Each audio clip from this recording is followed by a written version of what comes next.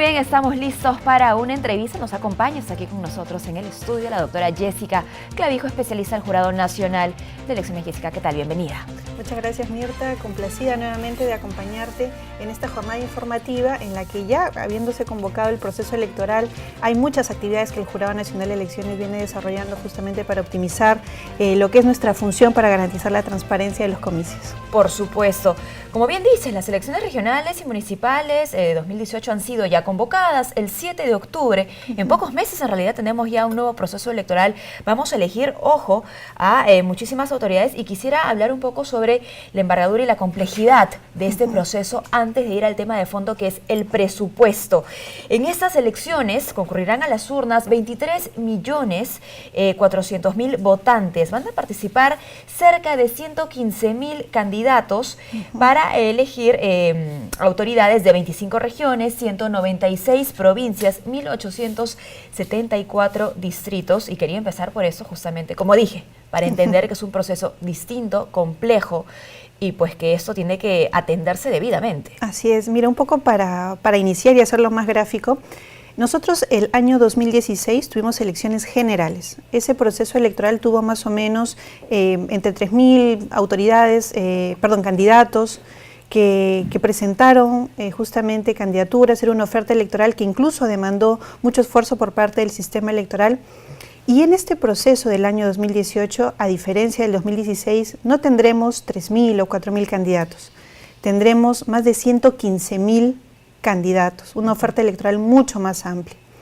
El año 2016 efectivamente tuvimos algunos cambios normativos, como por ejemplo el relativo a dádivas. Así es. Este proceso electoral, a través de los cambios normativos que se han dado en los últimos meses, tienen un abanico adicional de normativa que debe ser informada, que debe ser puesta en conocimiento de las organizaciones políticas, de los candidatos, de los personeros, y eso también demanda esfuerzo.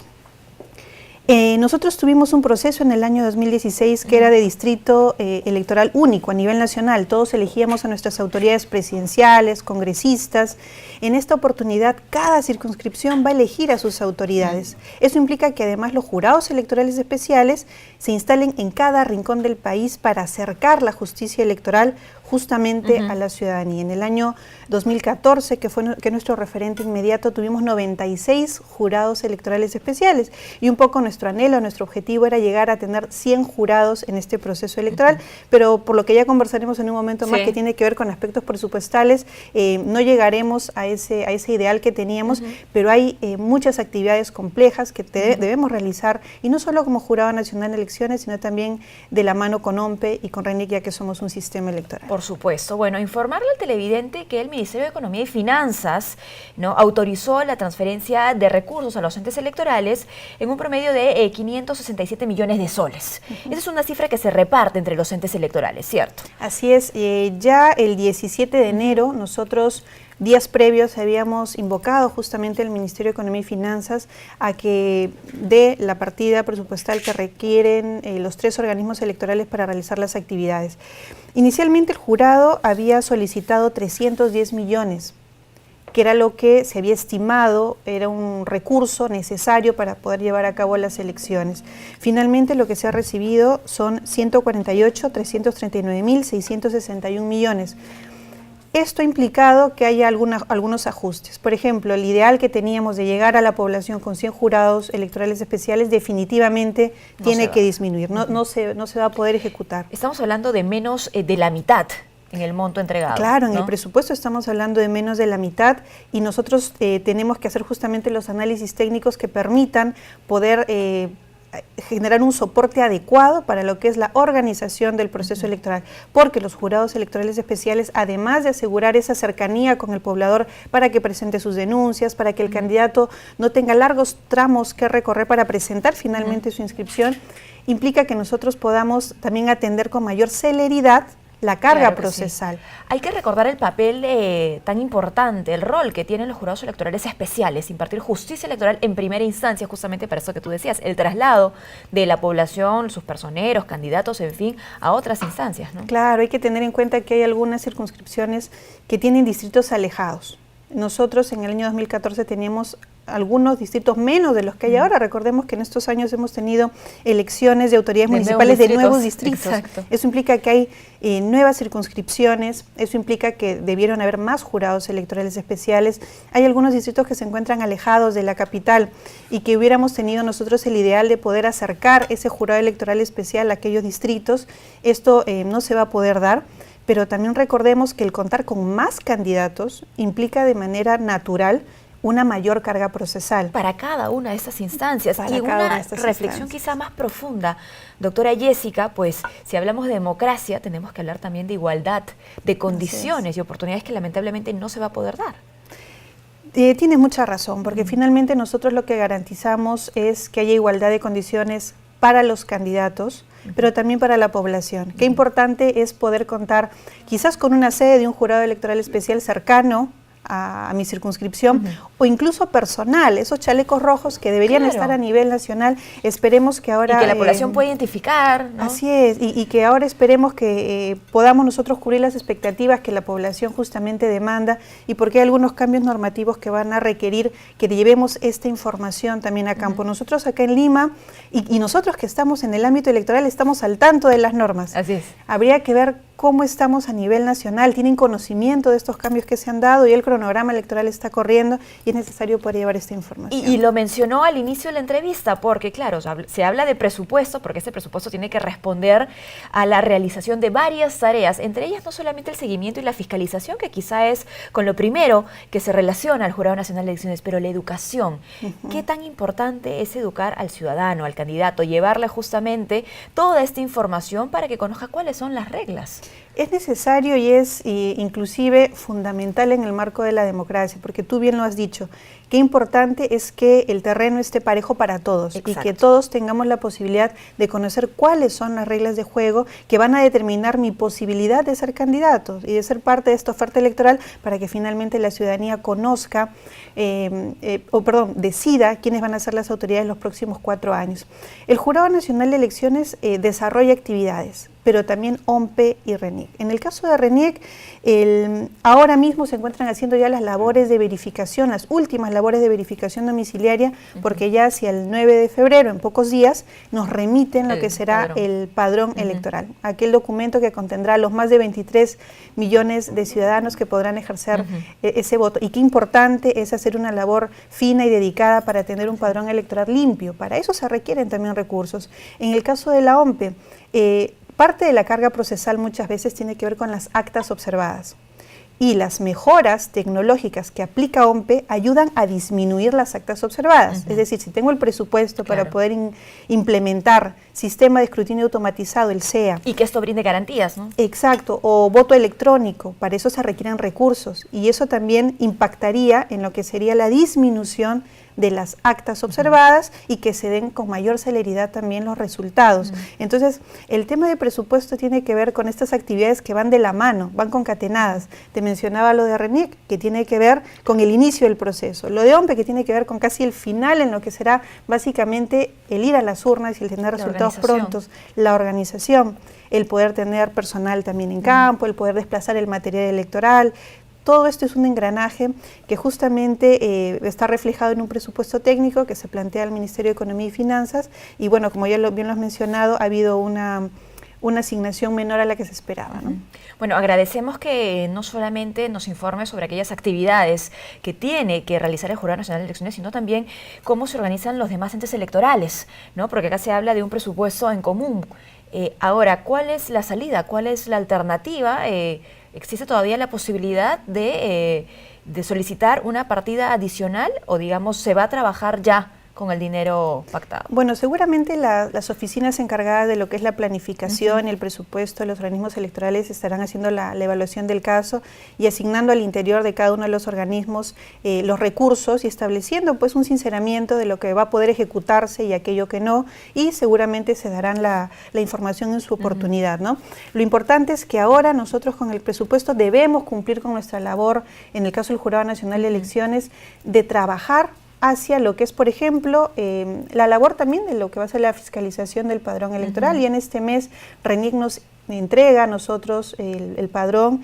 Nosotros, para aprobarlo hacia el mes de marzo, debemos hacer una verificación en campo y en eso estamos trabajando. Hacia el mes de marzo va a haber labores de democracia interna. Nos hubiera gustado, obviamente, poder atender todos los requerimientos, solicitudes de democracia interna a nivel nacional. A diferencia del año 2016, teníamos un poco más de 20 partidos políticos que llevaban a cabo democracia interna. En esta oportunidad no son 20 organizaciones políticas, son la veintena de partidos políticos, además de los movimientos regionales a nivel nacional y las organizaciones locales que consiguieron la inscripción, así es, ¿no? políticas locales, distritales que aún participan en esta contienda. Entonces, obviamente, haciendo una comparación a grosso modo, cómo nos hubiera gustado poder llegar y tener todos los recursos para atender todos los requerimientos de democracia interna, un aspecto tan sensible. Por supuesto, bueno, cosas que se van a ir viendo en la práctica en los siguientes días, porque estamos justamente en esta parte del cronograma electoral de democracia interna. Algo que resaltar es que si bien el presupuesto no ha sido el esperado, el objetivo no se descuida. En lo absoluto, en lo absoluto. Justamente esta labor que te mencionaba de poder trabajar al interior de los organismos electorales en estas actividades prioritarias, siempre van a estar enmarcadas en el objetivo principal, que es cumplir con garantizar la transparencia de los comicios electorales. Para nosotros los comicios son el objetivo, y que haya transparencia en la voluntad popular es a lo que nosotros apuntamos. Para eso trabaja el personal jurisdiccional, el personal fiscalizador, el personal educativo. Tú recordarás claramente cómo incluso el Pleno del Jurado Nacional de Elecciones tiene sesiones largas para poder atender aquellas apelaciones que llegan también por parte de los jurados electorales especiales, que tienen una labor muy cercana a lo que es el acontecer de cada una de las circunscripciones. Bueno, y en ese sentido se genera lamentablemente cierto nivel de incertidumbre, ¿no? Por cómo se van a atender luego y cómo el Pleno se va a dar abasto para atender a todas esas solicitudes, apelaciones, en fin.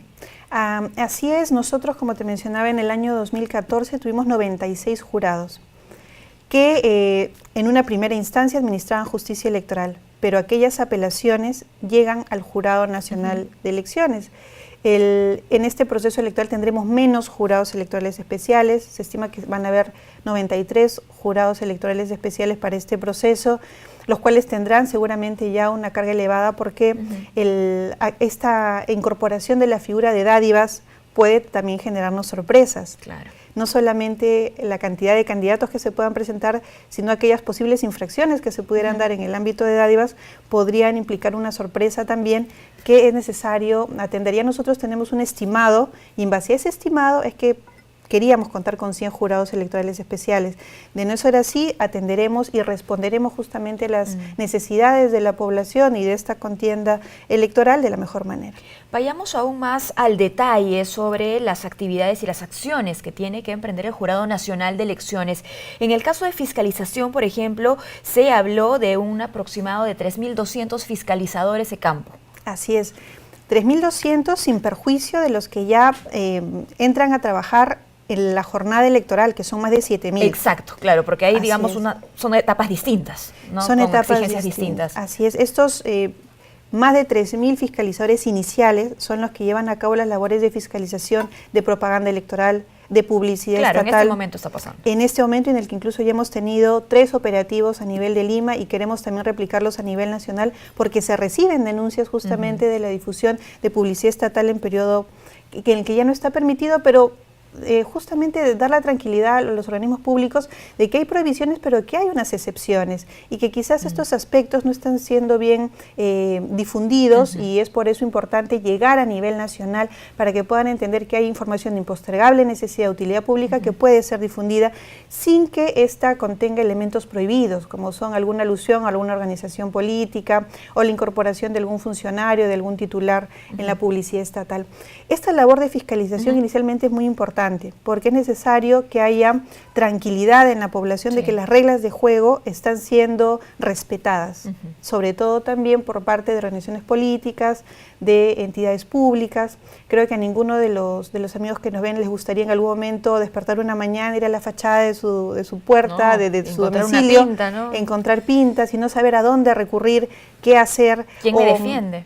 Así es, o encontrar nuestras principales avenidas con los postes llenos de propaganda electoral que está prohibida. Los postes no deben ser utilizados para la colocación de propaganda electoral, porque además en algunos casos quitan visibilidad de lo que es los semáforos que están contiguos, y además implican un riesgo para la seguridad, ¿no? Para la seguridad de la población. Y que el ciudadano o incluso la persona que es parte de la contienda electoral no sienta, ¿no? Que la regla se aplica solo a él y no a otra organización, por ejemplo, ¿no? Así es, y en el caso de propaganda, los bienes privados está claro que deben contar con la autorización del propietario. En el caso de los bienes públicos, en espacios públicos, las municipalidades son las encargadas, a través de sus ordenanzas y a través de las actividades que desarrollan, el establecer cuáles son las reglas para la colocación de propaganda en espacios públicos. La ubicación, cuál podría ser la multa, la sanción que se va a imponer. Hay espacios que sí son permitidos para que todas las organizaciones políticas coloquen propaganda electoral, porque, ojo, la propaganda electoral es positiva. Es la mejor manera que tiene la organización política, si es para dar a conocer su oferta electoral, sino de qué otra manera el candidato podría conocer quiénes son aquellos ciudadanos que desean regir los destinos de esas comunidades los próximos 4 años. Bueno, tremendo trabajo el que tiene el área de fiscalización de los jurados electorales especiales, ya hablamos, pero también creo que es necesario ahondar, por ejemplo, en aquellas campañas de educación electoral, ¿no? En el trabajo que se va a hacer en la promoción del voto informado, por ejemplo, en la suscripción del Pacto Ético Electoral. Hace algunos meses, nada más, en este mismo espacio veíamos todo el trabajo que se seguía, ¿no? En un proceso electoral mucho más pequeño, por ejemplo, ¿no? El que se llevó a cabo el 10 de diciembre, con solo 18 distritos. Así es, a la vez, así como debemos llevar a cabo acciones de fiscalización, hay personal con el chaleco rojo del Jurado Nacional de Elecciones haciendo labor educativa, los coordinadores de acciones educativas que se desplazan a nivel nacional y desde que iniciaba el proceso electoral justamente vienen llevando con diferentes instrumentos, elementos didácticos, la información a cada rincón del país. Tenemos ahora redes sociales, tenemos ahora plataformas informáticas, pero no en todos los rincones del país vamos a tener, ¿no?, o el acceso o la posibilidad o el tiempo algunas veces, y es por eso que haya también personal a pie que vaya a cada una de estas comunidades también alejadas o circunscripciones a desarrollar labores educativas. Claro, y por acceso, ojo, me refería al mismo lugar, ¿no? Porque en nuestro país todavía hay mucho que hacer para reducir brechas, ¿no? Y de repente aquí en la capital no lo sentimos, ¿no? No nos damos cuenta, pues, de la necesidad que existe en el Perú. De esa necesidad, y además de tener una contienda sana, saludable, sin agresiones, y eso justamente busca asegurar la suscripción de los pactos éticos a nivel nacional. Que haya candidatos a organizaciones políticas dispuestas a suscribir un compromiso en el cual haya cero agresiones, cero acoso político a de repente algunos candidatos. Hay que tener en cuenta que ya este pacto ético electoral tiene algunos años de historia y hemos ido mejorando y fortaleciendo los mecanismos para que haya justamente la voluntad de poder respetarlo, y si bien es cierto puede haber una sanción ética y moral, lo más importante es que la ciudadanía respete y reconozca ese pacto que se firmó a través de las organizaciones políticas y que le tienen que dar cumplimiento. El comportamiento del candidato, el seguimiento al candidato en sí, por encima de la ley, ojo, porque de eso tiene que ver justamente el pacto ético electoral, ¿se va a plantear como un reto cuando se habla de tantos candidatos?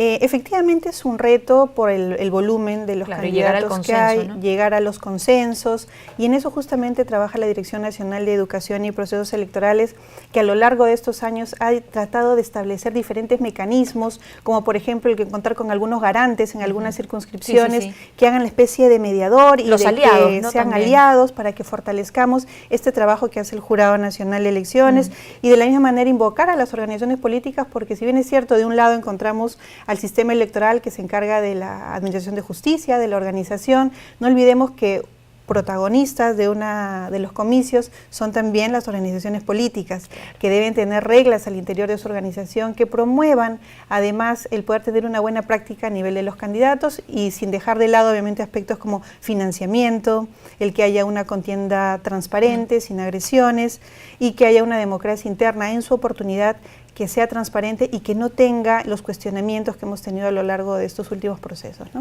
Muy bien, esto que menciona finalmente nos permite concluir, ¿no?, en el importante rol que tienen los entes electorales, pero también el acompañamiento que se necesita de las organizaciones políticas, de los aliados y del mismo ciudadano. Y del mismo ciudadano y de la prensa, que siempre está medios. alerta y atenta de cuáles son las etapas en las que nos encontramos en el proceso electoral y a los cuales reafirmarle la voluntad del Jurado Nacional de Elecciones de tener puertas abiertas para la información. Somos de los pocos organismos electorales que tiene, por ejemplo, las audiencias públicas televisadas, total transparencia, incluso grabadas y ya colgadas en YouTube para que haya total acceso a la información. Es un referente, pero también un esfuerzo. Es un esfuerzo muy grande que se realiza para lograr la transparencia, tener el expediente digital. Cualquier persona, no solo el abogado, sino cualquier ciudadano puede acceder a la página del jurado y saber exactamente qué es lo que se solicitó, cuál fue la respuesta de la parte, digamos, contraria, cuándo se va a convocar a una audiencia, cuál finalmente es la resolución y ahora mismo incluso saber cuál es el voto de los magistrados, porque ya incluso hemos incorporado en el portal institucional el colocar previamente el voto, la decisión de los miembros del Pleno, ¿no? Bueno, sin duda promover la democracia, ¿no?, y la gobernabilidad de un país tiene que ver justo con esto, ¿no?, con ser ejemplo de valores democráticos. Muchísimas gracias, doctora, por habernos acompañado. Hemos conversado con la doctora Jessica Clavijo, especialista del Jurado Nacional de Elecciones. Hasta ahora hacemos la primera pausa, no se mueva, retornamos con mucho más en JNE Noticias.